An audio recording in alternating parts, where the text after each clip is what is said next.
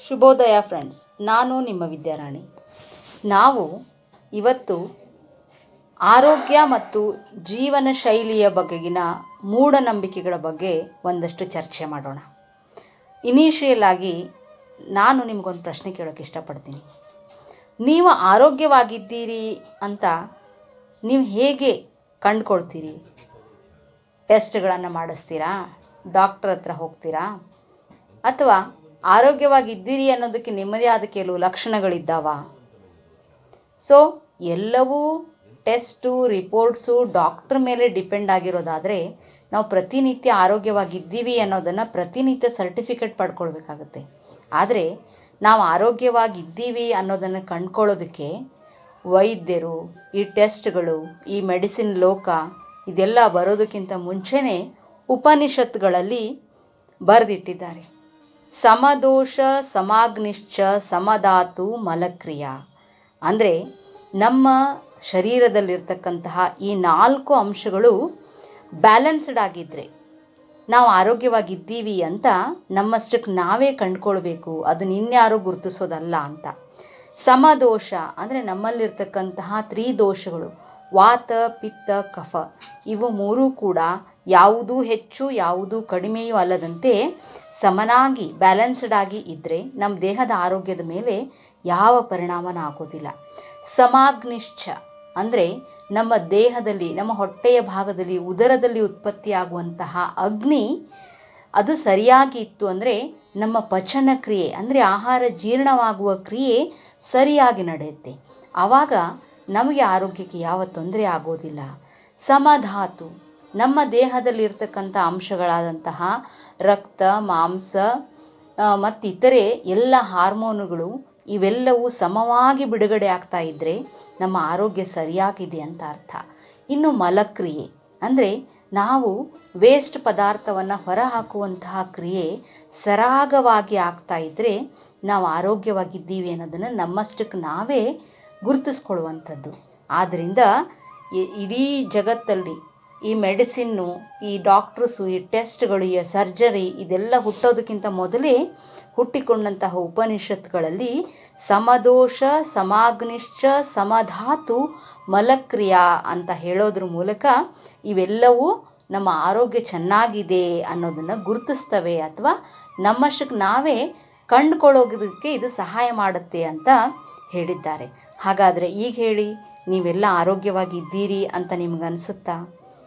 So ಹಾಗಾದರೆ ನಮ್ಮ ಆರೋಗ್ಯ ಯಾಕೆ ಹಾಳಾಗುತ್ತೆ? ಅದಕ್ಕೇನು ಕಾರಣ ಹೇಳಿ ನೋಡೋಣ. ಸೊ ನಿಮ್ಮ ಲಿಸ್ಟ್ ರೆಡಿಯಾಗಿದೆ ಅಂತ ನನಗೆ ಗೊತ್ತು. ಒಬ್ಬೊಬ್ಬರದು ಒಂದೊಂದು ಥರದ ಲಿಸ್ಟು.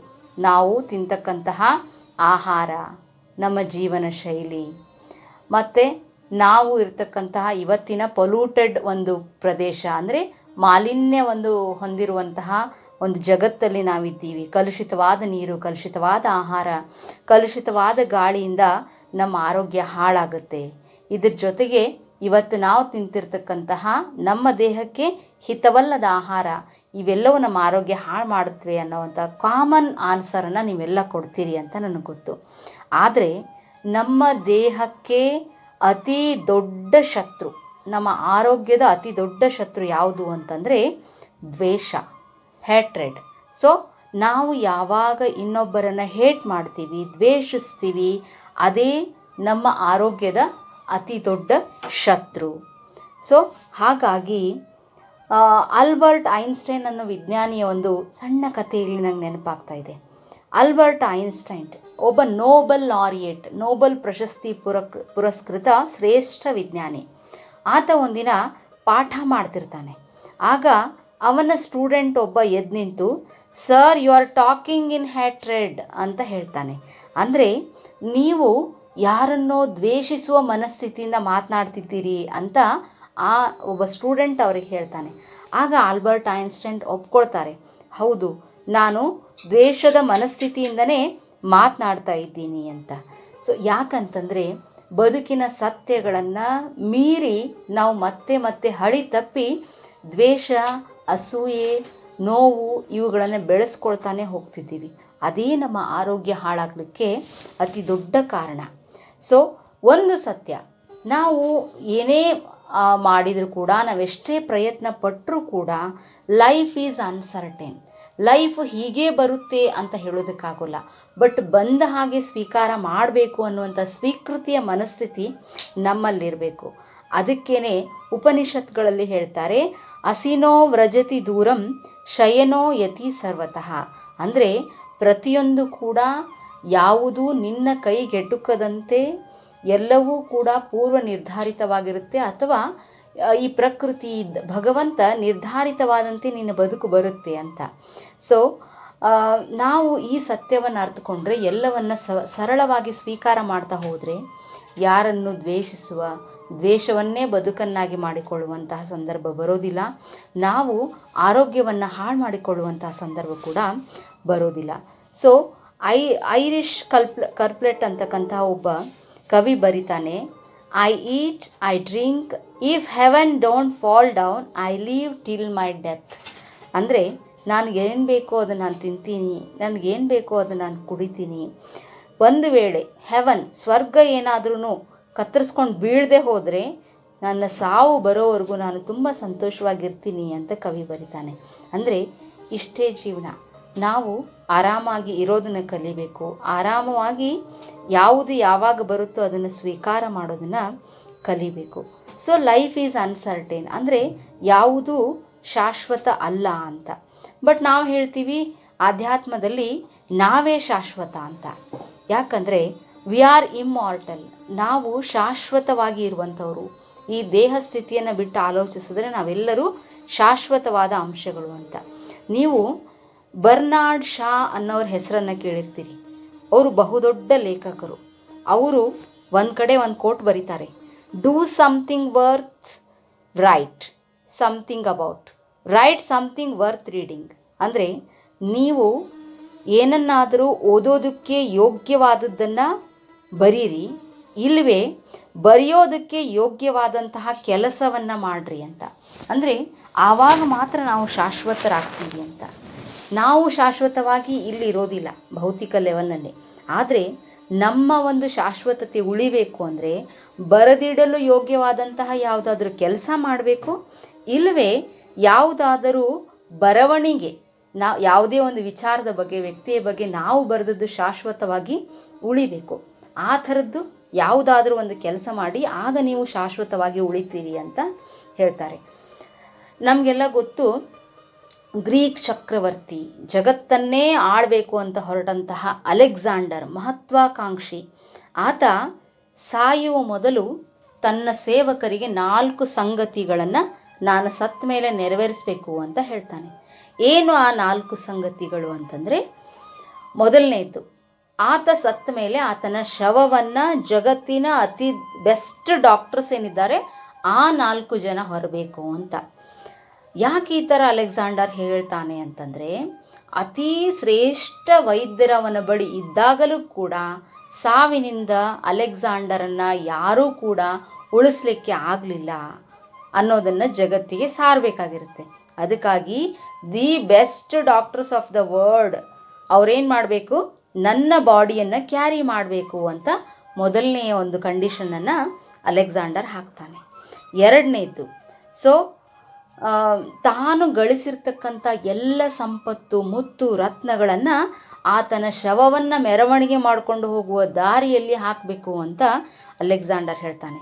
ನೋಡಿ, ಗಳಿಸಿರುವಂಥ ಯಾವುದೇ ಸಂಪತ್ತು ಆತನನ್ನು ಈ ಭೂಮಿ ಮೇಲೆ ಶಾಶ್ವತವಾಗಿ ಉಳಿಸ್ಕೊಳ್ಳೋದಕ್ಕೆ ಸಾಧ್ಯ ಆಗಲಿಲ್ಲ ಅನ್ನೋದನ್ನು ತೋರಿಸೋದಕ್ಕಾಗಿ ಆತ ಹೇಳ್ತಾನೆ.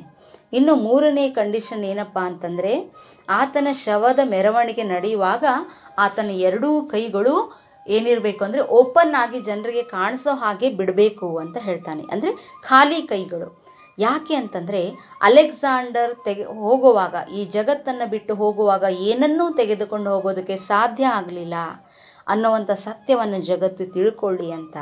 ಇನ್ನು 4ನೆಯ ಕಂಡೀಷನ್, ಆತನ ಸುತ್ತಲೂ ಇರ್ತಕ್ಕಂಥ ಒಬ್ಬ ಗ್ರೇಟ್ ಸಾಮ್ರಾಟನ ಸುತ್ತಲೂ ಇರ್ತಕ್ಕಂಥ ಆತನ ಸಾಮ್ರಾಜ್ಯದ ಮಿನಿಸ್ಟರ್ಸ್ ಏನಿದ್ದಾರೆ ಅವರೆಲ್ಲರೂ ಶವದ ಮೆರವಣಿಗೆಯ ಮುಂಭಾಗದಲ್ಲಿ ಇರಬೇಕು ಅಂತ ಆತ ಹೇಳ್ತಾನೆ. ಅಂದರೆ ಅತ್ಯಂತ ಬುದ್ಧಿವಂತರು, ಎಷ್ಟೆಲ್ಲ ಜಾಣರು, ಎಂಥೆಂಥ ವ್ಯಕ್ತಿಗಳನ್ನು ಇಟ್ಕೊಂಡಾಗಲೂ ಕೂಡ ಅಲೆಕ್ಸಾಂಡರ್ ಸಾವಿನಿಂದ ತಪ್ಪಿಸ್ಕೊಳ್ಳೋಕ್ಕಾಗಲಿಲ್ಲ. ಯಾಕೆಂದರೆ ಆತ ಈ ವ್ಯಕ್ತಿಗಳ ಕಾರಣದಿಂದಲೂ ಕೂಡ ಪರಿವರ್ತನೆ ಆಗದಂತೆ ತಪ್ಪು ದಾರಿಯಲ್ಲಿ ನಡೆಯೋದಕ್ಕೆ ಸಾಧ್ಯ ಆಯಿತು. ಅದು ಆತನನ್ನು ಈ ಜಗತ್ತು ಒಳ್ಳೆಯ ಕಾರ್ಯ ಮಾಡೋದಕ್ಕೆ ಪ್ರಚೋದಿಸಲೇ ಇಲ್ಲ ಅನ್ನೋದನ್ನು ತೋರಿಸೋದಕ್ಕಾಗಿ ಅಲೆಕ್ಸಾಂಡರ್ 4ನೇ ಕಂಡೀಷನ್ ಹಾಕ್ತಾನೆ. ಇದೆಲ್ಲದರ ಅರ್ಥ ಏನಪ್ಪ ಅಂತಂದರೆ, ಬದುಕು ಹೇಗೆ ಬಂದರೂ ಕೂಡ ಸ್ವೀಕಾರ ಮಾಡಬೇಕು. ಹಾಗೆಯೇ ನಾವು ಶಾಶ್ವತವಾಗಿ ಉಳಿಬೇಕು ಅಂತಂದರೆ ನಾವು ಒಂದಷ್ಟು ಏನಾದರೂ ಪ್ರಶಂಸೆಗೆ ಪಾತ್ರವಾಗುವಂತಹ ಕೆಲಸಗಳನ್ನು ಮಾಡಬೇಕು ಅಂತ. ಹಾಗಾದರೆ ನಾವು ಇವೆಲ್ಲ ಪರಿಸ್ಥಿತಿಗಳಿಂದ ಇವೆಲ್ಲ ಮೀರಿ ಬದುಕಬೇಕು ಅಂತಂದರೆ ನಮ್ಮ ಮನಸ್ಸು ಹೇಗಿರಬೇಕು? ನಿಜವಾದ ಮನಸ್ಥಿತಿ ಎಂಥದ್ದು ಅಂತಂದರೆ, ರಿಯಲ್ ಮೈಂಡ್ ಈಸ್ ಟ್ರ್ಯಾಂಕ್ವಿಲ್ ಮೈಂಡ್ ಅಂತ ಒಂದು ಕಡೆ ಬರೀತಾರೆ. ಟ್ರ್ಯಾಂಕ್ವಿಲ್ ಮೈಂಡ್ ಅಂದರೆ ಪ್ರಶಾಂತವಾದ ಮನಸ್ಸು. ನಿಜವಾದ ಮನಸ್ಸು ಯಾವುದಪ್ಪ ಅಂತಂದರೆ ಪ್ರಶಾಂತವಾದದ್ದು. ಪ್ರಶಾಂತವಾದ ಮನಸ್ಥಿತಿಯನ್ನು ಹೊಂದಿದವನೇ ಜಗತ್ತಿಗೆ ನಿಜವಾದ ಸಾಮ್ರಾಟ ಅನ್ನುವಂಥದ್ದು. ಸೊ ಅದ್ವೈತದಲ್ಲಿ ಹೇಳ್ತಾರೆ, ಸತ್ ತತ್ ಅಂದರೆ ನೀನು ಏನನ್ನ ಮಾಡ್ತೀಯೋ ಅದೇ ನಿನಗೆ ವಾಪಸ್ ಬರುತ್ತೆ ಅಂತ. ಸೊ ಹಾಗಾಗಿ ನಾವು ನಮ್ಮ ಜೀವನ ಶೈಲಿ, ನಮ್ಮ ಆರೋಗ್ಯವನ್ನು ಚೆನ್ನಾಗಿ ಇಟ್ಕೊಳ್ಬೇಕು ಅಂತಂದರೆ ನಮ್ಮ ಸುತ್ತಲೂ ಇರತಕ್ಕಂಥ ಈ ಎಲ್ಲ ಅಂಶಗಳು ಬಹಳ ಮುಖ್ಯವಾಗುತ್ತವೆ. ಸೊ ಹಾಗಾಗಿ ಮನುಷ್ಯನ ದೇಹವನ್ನು ಅಂದರೆ ಮನುಷ್ಯನ ದೇಹದಲ್ಲಿ ಎಲ್ಲ ಕಣಗಳು ಹೇಗೆ ಕೆಲಸ ಮಾಡುತ್ತವೆ ಅಂಥೇಳಿ ವಿಜ್ಞಾನಿಗಳು ಒಂದು ಪ್ರಯೋಗವನ್ನು ಮಾಡ್ತಾರೆ. ಬಯೋಫೋಟಾನ್ ಕ್ಯಾಮ್ರಾ ಅಂತ ಒಂದು ಅತಿ ಶ್ರೇಷ್ಠವಾದ ಕ್ಯಾಮ್ರಾವನ್ನು ತಯಾರು ಮಾಡ್ತಾರೆ. ಆ ಕ್ಯಾಮ್ರಾ ನಮ್ಮ ದೇಹದ ಒಂದೊಂದು ಸೆಲ್ನಲ್ಲಿ ಆಗುವ ಬದಲಾವಣೆಯನ್ನು, ಒಂದೊಂದು ಕಣವೂ ಆಡುವಂಥ ರೀತಿಯನ್ನು ಸ್ಟಡಿ ಮಾಡಿ ಅದನ್ನು ವರದಿ ಕೊಡ್ತಾ ಇರುತ್ತೆ. ಆ ಬಯೋಫೋಟಾನ್ ಕ್ಯಾಮ್ರಾ ಒಬ್ಬ ವ್ಯಕ್ತಿಯ ದೇಹದಲ್ಲಿ ಏನೇನು ನಡೀತಾ ಇದೆ, ಹೇಗೆ ನಡೀತಾ ಇದೆ ಅಂತ ವರದಿ ಮಾಡಿದ್ರ ಪ್ರಕಾರ ನಮ್ಮ ದೇಹದಲ್ಲಿ 186,000 ಮೈಲ್ಸ್ ಒಂದು ಸೆಕೆಂಡಿಗೆ ಅಷ್ಟು ಫಾಸ್ಟಾಗಿ ಎನರ್ಜಿ ಏನಾಗ್ತಾ ಇರುತ್ತೆ ಅಂದರೆ ಫ್ಲೋ ಆಗ್ತಾ ಇರುತ್ತೆ. ಆ ಬಯೋಫೋಟಾನ್ ಕ್ಯಾಮ್ರಾದಲ್ಲಿ ಶೂಟ್ ಆದ ಪ್ರಕಾರ ನಮ್ಮ ದೇಹದಲ್ಲಿ ಏನೇನು ಬದಲಾವಣೆಗಳಾಗುತ್ತವೆ ಅಂತಂದರೆ, ಸೊ ಈಗ ನೀವು ಅಡ್ವರ್ಟೈಸಲ್ಲಿ ನೋಡ್ತೀರಿ ನೋಡಿ, ಯಾರಿಗೋ ಒಂದು ಏನೋ ಕೆಲಸ ಮಾಡ್ತಾ ಇರ್ತಾರೆ, ಸಡನ್ನಾಗಿ ಸೊಂಟ ನೋವು, ಬೆನ್ನು ನೋವು ಬರುತ್ತೆ. ಆಗ ಇನ್ನೊಬ್ರು ಯಾರೋ ಬಂದು ಅವ್ರಿಗೊಂದು ರಿಲೀಫ್ ಕ್ರೀಮ್ ಹಚ್ತಾರೆ. ಆ ಕ್ರೀಮ್ ಹಚ್ಚಿದ ತಕ್ಷಣ ಅವರು ಹಾಯ್ ಅಂತ ಆರಾಮಾಯಿತು ಅನ್ನೋ ರೀತಿ ಒಳಗೆ ಅನುಭವ ಪಡ್ತಾರೆ. ಅದನ್ನು ನೀವು ಅಡ್ವರ್ಟೈಸಲ್ಲಿ ನೋಡಿರ್ತೀರಿ. ಆದರೆ ನಿಜವಾಗ್ಲೂ ಆ ಥರ ನಡೆಯೋದಕ್ಕೆ ಸಾಧ್ಯನಾ? ಯಾವುದೇ ಒಂದು ಔಷಧವನ್ನು ಆ ಥರ ನಾವು ಹಚ್ಚಿದ ತಕ್ಷಣ ನಮಗೆ ಆರಾಮಾಗೋದಕ್ಕೆ ಸಾಧ್ಯನಾ? ಯಾಕೆ ಅಂತಂದರೆ ಅದು ನೀವು ನೋಡಿದ ತಕ್ಷಣ ನಿಮ್ಮ ಕಣ್ಣುಗಳಿಗೆ ನೋಡಿದ ಆ ದೃಶ್ಯ ನಿಮ್ಮಲ್ಲೊಂದು ನಂಬಿಕೆಯನ್ನು ಹುಟ್ಟುಹಾಕುತ್ತೆ. ಇದನ್ನೇ ಪ್ಲೇಸಿಬೋ ಎಫೆಕ್ಟ್ ಅಂತ ಕರೀತಾರೆ. ಅದು ಕೆಲವು ಸೆಲ್ಗಳಿಗೆ ಮೇಲ್ಭಾಗದಲ್ಲಿ ಮಾತ್ರ ಎಫೆಕ್ಟ್ ಆಗೋದಕ್ಕೆ ಸಾಧ್ಯ. ಆದರೆ ಸಂಪೂರ್ಣ ದೇಹದ ಒಳಗಡೆ ಯಾವುದೇ ಔಷಧಿ ಆಗಲಿ, ಯಾವುದೇ ಆಯಿಂಟ್ಮೆಂಟ್ ಆಗಲಿ ನಿಮಗೆ ಯಾವುದೇ ರಿಲೀಫನ್ನು ತಂದುಕೊಡೋದಿಲ್ಲ. ನಮ್ಮ ಬ್ರೈನ್ನಲ್ಲಿ FMRI ಅನ್ನುವಂಥ ಕೆಲವು ಸೆಲ್ಗಳಿರ್ತವೆ. ಆ ಸೆಲ್ಗಳು ಏನು ಮಾಡ್ತವೆ ಅಂದರೆ ಪೇನ್ ಒಪಾಯ್ಡ್ಸನ್ನು ಅಂದರೆ ಪೇನ್ ರಿಲೀಫ್ ಮಾಡುವಂತಹ ಕೆಲವು ಕೆಮಿಕಲ್ಸನ್ನು ಬಿಡುಗಡೆ ಮಾಡ್ತವೆ. ಆಗ ಮಾತ್ರ ನಮ್ಮ ನೋವು ನಿವಾರಣೆ ಆಗೋದಕ್ಕೆ ಸಾಧ್ಯ. ಹಾಗಾದರೆ ನೋವು ನಿವಾರಣೆ ಆಗಬೇಕು ಅಂತಂದರೆ ಅದು ನಿಮ್ಮ ಮೆದುಳಿನಿಂದ ಮಾತ್ರವೇ ಹೊರತು ನೀವು ತಿನ್ನುವ ಯಾವುದೇ ಔಷಧಿಯಿಂದ ಅಲ್ಲ. ನೀವು ಕೇಳಿರ್ತೀರಿ, ಆ್ಯಂಜೆಲಿನಾ ಜೋಲಿ ಅನ್ನುವಂತಹ ಒಬ್ಬ ಗ್ರೇಟ್ ಬಾಲಿವುಡ್ ಆ್ಯಕ್ಟ್ರೆಸ್, ಆಕೆಗೆ ಬ್ರೆಸ್ಟ್ ಕ್ಯಾನ್ಸರ್ ಆಗುತ್ತೆ.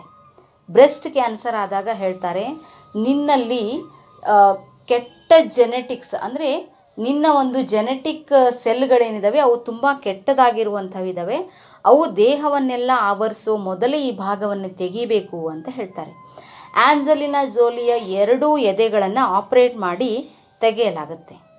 ನಂತರದಲ್ಲಿ ಪ್ಲಾಸ್ಟಿಕ್ ಸರ್ಜರಿಯ ಮೂಲಕ ಮತ್ತೆ ಆಕೆಗೆ ಆರ್ಟಿಫಿಷಿಯಲ್ ಆಗಿರ್ತಕ್ಕಂಥ ಸ್ತನಗಳನ್ನು ಮತ್ತೆ ಏನು ಮಾಡ್ತಾರೆ, ಜೋಡಣೆ ಮಾಡ್ತಾರೆ. ಸೊ ಇದು ಆಕೆಯಲ್ಲಿ ನಡೆದ ಮೊದಲನೇ ಒಂದು ಈ ಕ್ಯಾನ್ಸರ್ಗೆ ಸಂಬಂಧಪಟ್ಟ ಮೊದಲನೇ ಹಂತ. ನಂತರದಲ್ಲಿ ಆ್ಯಂಜೆಲಿನಾ ಜೋಲಿಗೆ ಈ ಥರದ ಅವಸ್ಥೆಗಳು ಬೇರೆ ಬೇರೆ ಭಾಗಗಳಲ್ಲಿ ನಡೀತಾ ಹೋಗ್ತವೆ. ಸೊ ಅದೆಲ್ಲ ಭಾಗಗಳಲ್ಲಿ ಆಕೆಗೆ ಮತ್ತೆ ಮತ್ತೆ ಸರ್ಜರಿಗಳನ್ನು ಮಾಡಲಾಗುತ್ತೆ. ಆದರೆ ಒಂದಂತೂ ಸತ್ಯ, ಯಾವುದೇ ಆರೋಗ್ಯ ಅನಾರೋಗ್ಯವಾಗಿ ಬದಲಾಗಬೇಕು ಅಂತಂದರೆ ಅದು ಜಗತ್ತಿನ ಯಾವುದೇ ವಸ್ತುಗಳಿಂದಲ್ಲ, ಅದು ನಮ್ಮಲ್ಲಿರುವ ನೆಗೆಟಿವ್ ಎಮೋಷನ್ಸಿಂದ ಅಂತ. ಒಂದು ತಿಳ್ಕೊಳ್ಳಿ, ಮನುಷ್ಯ ಈ ಭೂಮಂಡಲದ ಮೇಲೆ ರೂಪುಗೊಳ್ಳುವ ಮೊದಲು ಮೀನಾಗಿದ್ದ, ಹಕ್ಕಿಯಾಗಿದ್ದ, ಹಾವಾಗಿದ್ದ. ಇವೆಲ್ಲ ತಮ್ಮ ಒಂದು ಬೆಳವಣಿಗೆಯ ಹಂತದಲ್ಲಿ ಸಾಕಷ್ಟು ಬದಲಾವಣೆಗಳನ್ನು ಹೊಂದಿದ ಮೇಲೆ ಮನುಷ್ಯ ರೂಪುಗೊಳ್ತಾನೆ. ಹಾಗಾದರೆ ನಾವು ಇರುವ ಯಾವುದೇ ವಾತಾವರಣ ಭೂಮಂಡಲದಲ್ಲಿ ಎಲ್ಲವೂ ಕೂಡ ಸೂಕ್ಷ್ಮ ಜೀವಿಗಳಿಂದ ಆವೃತವಾಗಿವೆ. ಸೊ ಈ ಎಲ್ಲ ಸೂಕ್ಷ್ಮ ಜೀವಿಗಳು ಅಂದರೆ ಈ ಜಗತ್ತು ಹುಟ್ಟಿದ್ದು ಮೊದಲು ಸೂಕ್ಷ್ಮ ಜೀವಿಗಳಿಂದ. ಮೊದಲು ಸೂಕ್ಷ್ಮ ಜೀವಿಗಳ ಒಂದು ಇತಿಹಾಸವನ್ನು ಅಧ್ಯಯನ ಮಾಡಿದಾಗ ಸೂಕ್ಷ್ಮ ಜೀವಿಗಳು ನಾನು ನಾನು ನಾನು ಅಂತ ಒಂದೊಂದೇ ಬಡಿದಾಡೋದಕ್ಕೆ ಶುರುವಾದಾಗ ಒಂದು ಇನ್ನೊಂದನ್ನು ಕೊಲ್ಲೋದಕ್ಕೆ, ಒಂದು ಇನ್ನೊಂದನ್ನು ತಿನ್ನೋದಕ್ಕೆ ಶುರು ಮಾಡಿದ ಮೇಲೆ ಆ ನಂತರದಲ್ಲಿ ಅವುಗಳ ಸಾಕಷ್ಟು ಸರ್ವನಾಶ ಆಗುತ್ತೆ. ಆ ನಂತರದಲ್ಲಿ ಅವುಗಳಿಗೆ ಅರ್ಥ ಆಗುತ್ತೆ, ನಾವು ಹೀಗೆ ಬಡಿದಾಟ ಮಾಡ್ತಾ ಹೋದರೆ ನಾವೆಲ್ಲರೂ ಸತ್ಯನಾಶ ಆಗ್ತೀವಿ, ನಾವು ನಾನು ಅನ್ನೋದನ್ನು ಬಿಟ್ಟು ನಾವು ಅನ್ನೋದನ್ನು ಕಲಿಬೇಕು ಅಂತ. ಅವುಗಳಲ್ಲಿ ಕಂಪ್ಯಾಷನೇಟ್ ಒಂದು ಅಂದರೆ ಎಲ್ಲರನ್ನ ಕರುಣೆಯ ಪ್ರೀತಿಯ ತರಂಗಗಳಿಂದ ನೋಡೋದನ್ನು ಅವು ತಮ್ಮಲ್ಲೇ ಬೆಳೆಸ್ಕೊಳ್ತವೆ. ಸೊ ಈ ಒಂದು ಹೇಟ್ರೆಡ್ ಅನ್ನುವಂಥದ್ದು ಅಂದರೆ ಯಾರನ್ನೇ ಆಗಲಿ ದ್ವೇಷಿಸುವಂಥದ್ದು, ಕಂಪ್ಲೇಂಟ್ಸ್ ಇರುವಂಥದ್ದು, ಜಜ್ಮೆಂಟ್ಸ್ ಇರುವಂಥ ಮನಸ್ಥಿತಿ ಏನಿದೆ, ಇದು ನಮ್ಮಲ್ಲಿ ಬೇಡವಾದಂತಹ ಕೆಮಿಕಲ್ಸ್ಗಳನ್ನು, ಬೇಡವಾದಂತಹ ಒಂದು ವಸ್ತುಗಳನ್ನು, ಪದಾರ್ಥಗಳನ್ನು ತಯಾರು ಮಾಡುತ್ತವೆ. ಅದೇ ರೋಗವಾಗಿ ಪರಿವರ್ತನೆ ಆಗುತ್ತೆ. ನೀವು ಯಾರನ್ನಾದರೂ ನೋಯಿಸಿದರೆ ನಿಮ್ಮದೇ ದೇಹದ ನಿಮ್ಮ ಓನ್ ಸೆಲ್ಸ್ಗಳು ಅವು ತಮ್ಮನ್ನೇ ತಾವು ನೋಯಿಸಿಕೊಳ್ತವೆ. ಇದು ಒಂದು ಸ್ಟಡಿಯಿಂದ ಕಂಡುಕೊಂಡು ಬಂದಂತಹ ಸತ್ಯ. ಸೊ ನೀವು ಯಾರನ್ನಾದರೂ ಕರುಣೆಯಿಂದ ಪ್ರೀತಿಯಿಂದ ನೋಡಿದರೆ ಅವು ಕೂಡ ತಮ್ಮಲ್ಲೇ ಕರುಣೆ ಪ್ರೀತಿಯ ಭಾವದಿಂದ ಒಂದನ್ನೊಂದು ನೋಡಿಕೊಳ್ತವೆ. ಸೊ ನೀವು ಯಾರನ್ನಾದರೂ ಕ್ಷಮಿಸಿದ್ರೆ ಆ ಸೆಲ್ಗಳಲ್ಲಿ ಕೂಡ ಅದೇ ಗುಣ ಇರುತ್ತೆ. ಸೊ ಇದನ್ನೇ ಕ್ವಾಂಟಮ್ ಹೀಲಿಂಗ್ ಅಂತ ಕರೀತಾರೆ. ಸೊ ಹಾಗಾದರೆ ಕ್ವಾಂಟಮ್ ಹೀಲಿಂಗ್ ಅನ್ನೋದು ತುಂಬ ದೊಡ್ಡದಲ್ಲ, ತುಂಬ ಚಿಕ್ಕ ಮಟ್ಟದಲ್ಲಿ ನಡೀತಕ್ಕಂತಹ ಬದಲಾವಣೆ. ಅದು ನಿಮ್ಮೊಳಗೆ ಇರುವಂಥದ್ದು, ನಮ್ಮ ದೇಹದ ಒಳಗೆ, ನಮ್ಮ ಮನಸ್ಸಿನ ಒಳಗೆ ನಡೆಯುವಂಥದ್ದು. ಸೊ ಈ ಕ್ವಾಂಟಮ್ ಹೀಲಿಂಗ್, ಕ್ವಾಂಟಮ್ ಫಿಸಿಕ್ಸ್ ಅನ್ನುವಂತಹ ಈ ಒಂದು ದೊಡ್ಡ ಕಾನ್ಸೆಪ್ಟನ್ನು ಹನ್ಸ್ ಪೀಟರ್ ಡ್ಯೂಯರ್ ಅಂತಕ್ಕಂಥ ಒಬ್ಬ ಗ್ರೇಟ್ ಸೈಂಟಿಸ್ಟ್ ಎಲ್ಲಿಂದ ಕಲಿತೆ ಅಂತ ಒಂದು ಸರ್ತಿ ಇಂಟ್ರ್ಯೂನಲ್ಲಿ ಪ್ರಶ್ನೆ ಬಂದಾಗ, ನಾನು ಈ ಕ್ವಾಂಟಮ್ ಫಿಸಿಕ್ಸ್ನ ಸತ್ಯಗಳನ್ನು ಭಾರತೀಯ ಅದ್ವೈತದಿಂದ ಕಲಿತೆ ಅಂತ ಹೇಳ್ತಾರೆ. ನೋಡಿ ಎಷ್ಟು ಗ್ರೇಟ್. ನಮ್ಮಲ್ಲೇ ಹುಟ್ಟಿ ನಮ್ಮಲ್ಲೇ ಇರುವಂತಹ ಸತ್ಯವನ್ನು ಇನ್ಯಾರೋ ಹೇಳಿದ ಮೇಲೆ ನಮಗೆ ಅರ್ಥ ಆಯಿತು. ಸೊ ನಾವು ಹುಟ್ಟಿದಾಗಿಂದನೂ, ನಾವು ಹುಟ್ಟೋ ಮೊದಲು ನಂತರದಲ್ಲೂ ಕೂಡ ಸೂಕ್ಷ್ಮ ಜೀವಿಗಳು ಅಂದರೆ ಜರ್ಮ್ಸ್. ಸೊ ಇವು ಶಾಶ್ವತವಾಗಿ ಈ ಭೂಮಂಡಲದಲ್ಲಿ ಇದ್ದೇ ಇರ್ತವೆ. ಅವು ಸದಾ ನಮ್ಮ ಜೊತೆಗೆ ಇರ್ತವೆ. ಅಲ್ಲಲ್ಲ, ನಾವು ಅವುಗಳ ಜೊತೆಗೆ ಸದಾ ಇರ್ತೀವಿ. ಅಂದಮೇಲೆ ಪ್ರತಿನಿತ್ಯ ಯಾಕೆ ನಮಗೆ ರೋಗ ಬರುವುದಿಲ್ಲ? ನಮಗೆ ಜರ್ಮ್ಸ್ಗಳ ಮಧ್ಯೆ ಇದ್ದಾಗಲೂ ಕೂಡ ಪ್ರತಿನಿತ್ಯ ಯಾಕೆ ಕೋಲ್ಡ್ ಆಗೋದಿಲ್ಲ? ಯಾವಾಗಲಾದರೂ ಒಂದು ಸರ್ತಿ ಕೋಲ್ಡ್ ಆಗುತ್ತೆ, ಜ್ವರ ಬರುತ್ತೆ. ಯಾಕಂದರೆ ಅವತ್ತಿನ ನಮ್ಮ ಭಾವನೆಗಳು ಸರಿಯಾಗಿರೋದಿಲ್ಲ. ನಾವು ಫ್ರಸ್ಟ್ರೇಷನ್ನಿಂದನೋ, ಯಾರನ್ನೋ ದ್ವೇಷದ ಮನಸ್ಥಿತಿಯಿಂದನೋ, ಇನ್ಯಾವುದೋ ತಪ್ಪು ಕಲ್ಪನೆಗಳಿಂದನೋ ಈ ಥರದ ಒಂದು ಭಾವನೆಯನ್ನು ಹೊಂದಿದಾಗ ಆ ಒಂದು ಜರ್ಮ್ಸ್ ನಮ್ಮ ಮೇಲೆ ನಿಜವಾಗಲೂ ಪ್ರಭಾವ ಬೀರುತ್ತವೆ. ಆಗ ನಮ್ಮ ಆರೋಗ್ಯ ಹಾಳಾಗುತ್ತೆ. ಹೆಲ್ದಿ ಮೈಂಡ್ ಇದ್ದಾಗ, ಆ ಮೈಂಡ್ ಅಂತಂದರೆ ಮೈಂಡ್ ಫಿಲ್ಡ್ ವಿತ್ ಎಂಥೂಸಿಯಾಸಮ್ ಅಂದರೆ ನಮ್ಮ ಮನಸ್ಸು ಯಾವಾಗಲೂ ಕುತೂಹಲ ಮತ್ತು ಕಂಪ್ಯಾಷನೇಟ್ ಕರುಣೆಯ ಕಂಪನಗಳಿಂದ ಕೂಡಿದಾಗ ಮಾತ್ರ ನಮ್ಮ ಆರೋಗ್ಯ ಅನ್ನುವಂಥದ್ದು ನಮ್ಮ ಹತ್ರ ಇರುತ್ತೆ. ಇಲ್ಲದೆ ಹೋದರೆ ಆರೋಗ್ಯ ಅನಾರೋಗ್ಯವಾಗಿ ಬದಲಾಗಲಿಕ್ಕೆ ಬಹಳ ಸಮಯ ಹಿಡಿಯೋದಿಲ್ಲ. ಸೊ ಹೀಗಾಗಿ ನಾವು ಇವತ್ತಿನ ವೈದ್ಯಕೀಯ ಲೋಕದ ಸತ್ಯಗಳನ್ನು, ಪ್ಯಾರಾಮೀಟರ್ಸ್ಗಳನ್ನೇ ನಂಬಿ ಬದುಕುವುದಾದರೆ ಎಲ್ಲಿಯವರೆಗೂ ಈ ಬದುಕು? ನಾವು ನಿತ್ಯ ಅದೇ ಪರಿಸ್ಥಿತಿಯಲ್ಲಿದ್ದರೂ ನಿತ್ಯ ಅನಾರೋಗ್ಯಕ್ಕೆ ಒಳಗಾಗೋದಿಲ್ಲ. ಸೊ ಹಾಗಾದರೆ ನಮ್ಮ ಭಾವನೆಗಳು ಸರಿಯಲ್ಲದ ಹೊತ್ತಿನಲ್ಲಿ ನಮ್ಮ ಆರೋಗ್ಯ ಹಾಳಾಗುತ್ತೆ ಹೊರತು ಬೇರೆ ಯಾವ ಪರಿಸ್ಥಿತಿಯಿಂದನೂ ನಮ್ಮ ಆರೋಗ್ಯ ಹಾಳಾಗೋದಕ್ಕೆ ಸಾಧ್ಯ ಇಲ್ಲ. ಸೊ ಈಗ ಈ ಒಂದು ಮೆಡಿಸಿನ್ ವರ್ಲ್ಡ್ ಮತ್ತು ನಮ್ಮ ಧ್ಯಾನ ಲೋಕ, ಆಧ್ಯಾತ್ಮ ಲೋಕದ ಕಡೆಗೆ ಬರೋಣ. ಸೊ ನಾವು ಪ್ರತಿನಿತ್ಯ ಔಷಧಿಗಳನ್ನು ನುಂಗಿ ಮಾತ್ರ ರೋಗವನ್ನು ಸರಿ ಮಾಡಿಕೊಳ್ಬಹುದು ಅನ್ನುವಂಥ ಹಂತದ ವೈದ್ಯಕೀಯ ವಿಜ್ಞಾನದಲ್ಲಿ ನಾವಿದ್ದೀವಿ. ಮ್ಯಾಕ್ಸ್ ಪ್ಲ್ಯಾಂಕ್ ಅನ್ನುವಂತಹ ಒಬ್ಬ ವಿಜ್ಞಾನಿ ಒಂದು ಕಡೆ ಹೇಳ್ತಾನೆ, science end in god, religion start with god ಅಂತ. ಅಂದರೆ ವಿಜ್ಞಾನ ಕೊನೆಗೆ ಎಲ್ಲ ಸಂಶೋಧನೆಗಳಿಂದ ಆಚೆ ವಿಜ್ಞಾನ ದೇವರು ಇದ್ದಾನೆ ಅನ್ನೋದನ್ನು ನಂಬುತ್ತೆ. ಆದರೆ ಧರ್ಮಗಳು ದೇವರು ಇದ್ದಾನೆ ಅನ್ನುವಂಥ ಸತ್ಯದಿಂದನೇ ಪ್ರಾರಂಭ ಆಗುತ್ತೆ. ಹೀಗಾಗಿ ಎಲ್ಲ ವಿಜ್ಞಾನಗಳಿಂದ ಆಚೆ, ಎಲ್ಲ ಈ ಔಷಧಿಗಳಿಂದ ಆಚೆ ನಾವೇ ಭಗವಂತರು, ನಮ್ಮೊಳಗೆ ಎಲ್ಲವನ್ನು ಸೃಷ್ಟಿ ಮಾಡಿಕೊಳ್ಳುವ ಶಕ್ತಿ ಇದೆ ಅನ್ನೋದನ್ನು ನಾವು ನಂಬಿದಾಗ ಮಾತ್ರ ನಮಗೆ ಈ ಸತ್ಯಗಳು ಅರ್ಥ ಆಗುತ್ತವೆ. ಈಗ ನಾವೆಲ್ಲರೂ ನೂರಾರು ರೋಗಗಳಿಗೆ ಹತ್ತಾರು ಔಷಧಿಗಳನ್ನು, ಬೇರೆ ಬೇರೆ ಥರದ ಟ್ರೀಟ್ಮೆಂಟ್ಗಳನ್ನು ತಗೊಳ್ತೀವಿ.